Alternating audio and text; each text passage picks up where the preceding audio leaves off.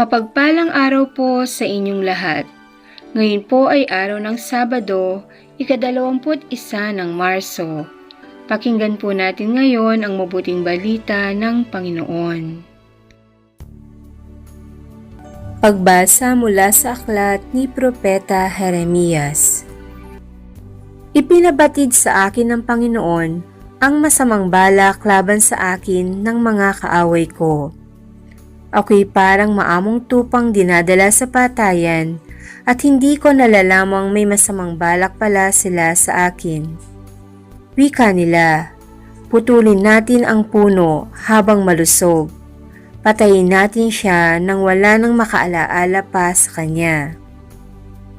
At dumalangin si Jeremias, Panginoon, ikaw ay hukom na makatarungan. Nababatid mo ang isipan at damdamin ng bawat tao.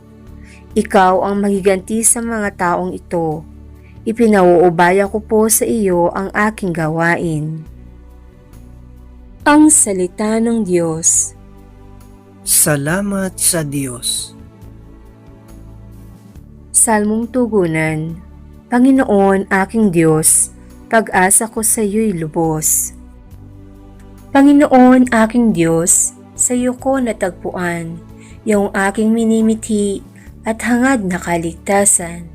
Iligtas mo sana ako sa pag-usig ng kaaway, tinutugis nila ako, hindi sila naglulubay. Kapag ako ay inabot, sila'y leon ang katulad, tatangayin nila ako, sa malayo itatakas, at kung ito ang mangyari, bihong walang magliligtas, dudurugin nila ako, luluraying walang habag. Panginoon, aking Diyos, pag-asa ko sa iyo'y lubos. Humatol ka sa panig ko, yamang ako'y di masama. Pigilin ang di matuwid sa kanilang mga gawa. Yaon namang mabubuti ay bigyan ng gantimpala. Yamang ikaw, Panginoon, ay ang Diyos na dakila, at sa iyo ay dilingid ang laman ng puso't diwa. Panginoon, aking Diyos, pag-asa ko sa iyo'y lubos. Ikaw rin po, Panginoon, ang sa akin nag-iingat. Ang lahat ng masunurin sa iyo ay naliligtas.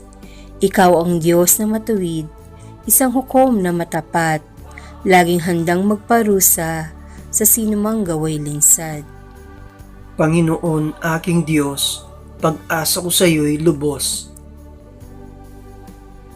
Awit pambungad sa mabuting balita, mapalad ang nag-iingat sa kanyang pusong matapat ng salitang nagbubuhat sa poong Diyos ng liwanag, sa tiyagay aaning ganap.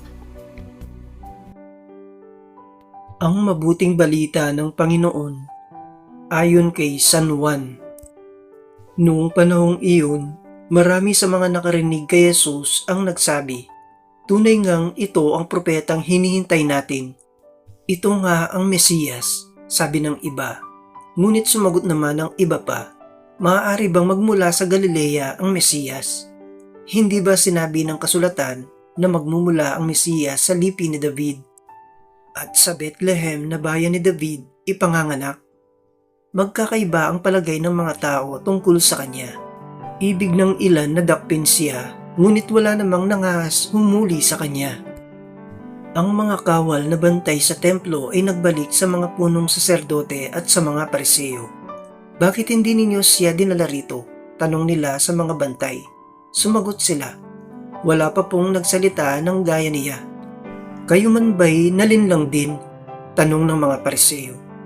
Mayroon bang pinuno o pariseyong naniwala sa kanya? Wala. Mga tao lamang na walang nalalaman sa kautusan ang naniniwala sa kanya. Mga sinumpa. Isa sa mga naroon ay si Nicodemo, na nagsadya kay Jesus noong una. Tinanong niya sila, labag sa ating kautusan na hatulan ng isang tao nang di mo na nililitis at inaalam kung ano ang kanyang ginawa, hindi ba? Sumagot sila, ikaw ba'y taga Galilea rin? Magsaliksik ka't makikita mo na walang propetang magmumula sa Galilea, at umuwi na ang bawat isa. ang mabuting balita ng Panginoon. Pinupuri ka namin, Panginoong Hesukristo.